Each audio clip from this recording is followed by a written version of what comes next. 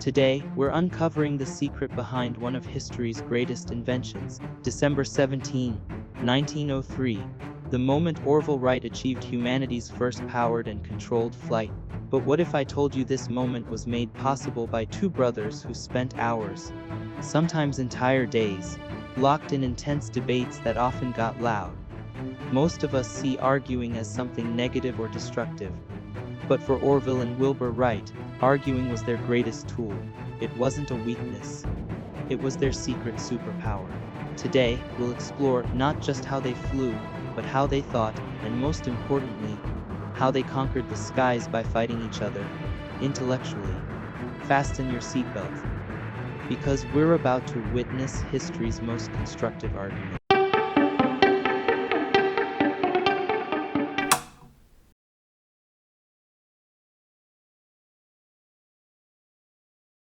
Let's meet our heroes Wilbur and Orville Wright. We often think of them as a single genius, but in truth, they were two very different minds. Wilbur was the elder brother, serious, analytical, introverted. He would turn ideas over in his mind for hours, a true visionary behind the project.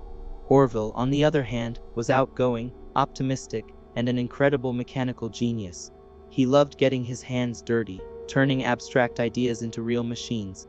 These two opposites found balance in their bicycle shop in Dayton, Ohio. The shop didn't just earn them money. It taught them about balance, control, and how to build strong yet lightweight structures.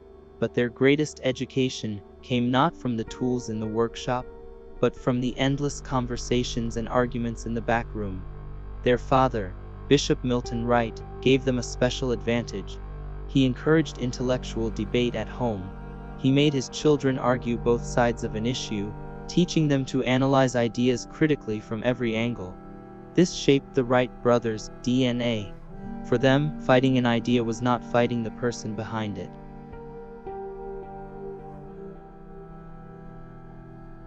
So why were their arguments different from the kind we're used to? Because theirs followed a method.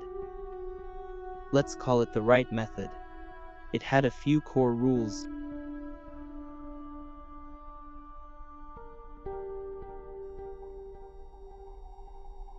They never said, "Your idea is bad." Instead, they asked, "How does this idea solve our problem?" They didn't argue egos. They argued physics. Their goal wasn't to be right, but to find what was right.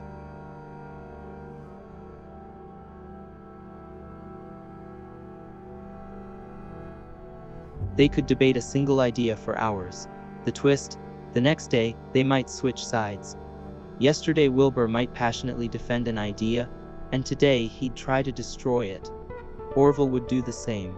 That way, every idea was tested from all angles before it even reached the workshop.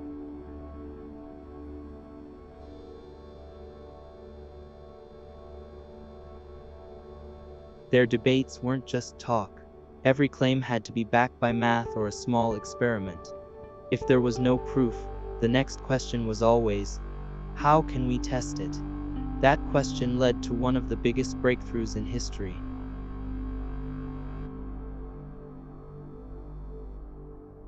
In 1901, Kitty Hawk. The brothers built a glider based on aerodynamic data from pioneer Otto Lilienthal, the gold standard at the time. But there was a problem. The glider didn't behave as expected. It produced only 1/3 of the predicted lift. A major debate erupted. Wilbur's view: Lilienthal's data must be wrong. Everyone has trusted these numbers for years, but they're flawed. Orville's view: maybe the problem isn't the data. Maybe we built it wrong. Could the issue be our construction? They argued for weeks, tearing apart each other's logic. In the end, data won over pride. There's only one way to be sure. They decided, let's create our own data. And what did they do? They built a wind tunnel. Out of wood, an old fan, and bicycle parts. Right behind their shop, using this homemade tool, they tested over 200 wing shapes. The result: Wilbur was right, Lilienthal's data was wrong at low speeds. That moment changed everything. They learned that true progress doesn't come from blind trust in others' knowledge, but from questioning everything and testing it yourself. That wind tunnel was the tangible result of one of their fiercest and most revolutionary arguments.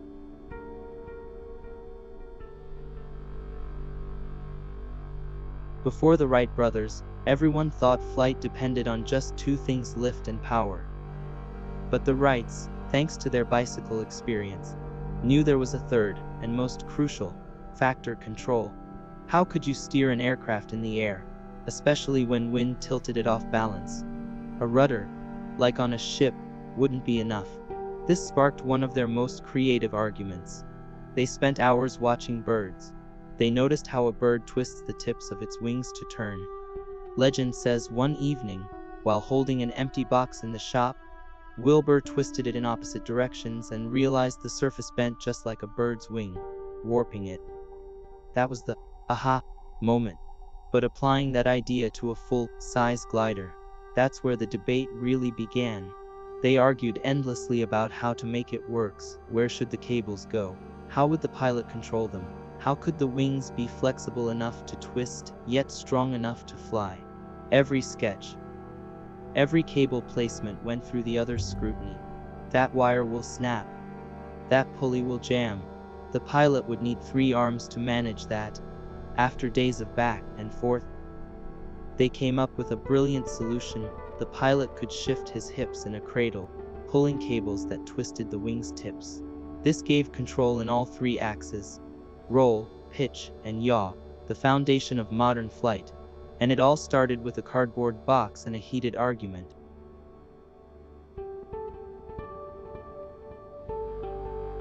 The Wright brothers' story teaches us something profound about genius. Genius isn't always a lightning bolt in one person's mind. It's often a process of friction, where ideas collide, weak ones break, and strong ones survive. Their success came from embracing their differences, not as a battle of egos, but as a tool for progress. They were living proof of constructive conflict. So next time you clash with a teammate over an idea, remember the Wright brothers.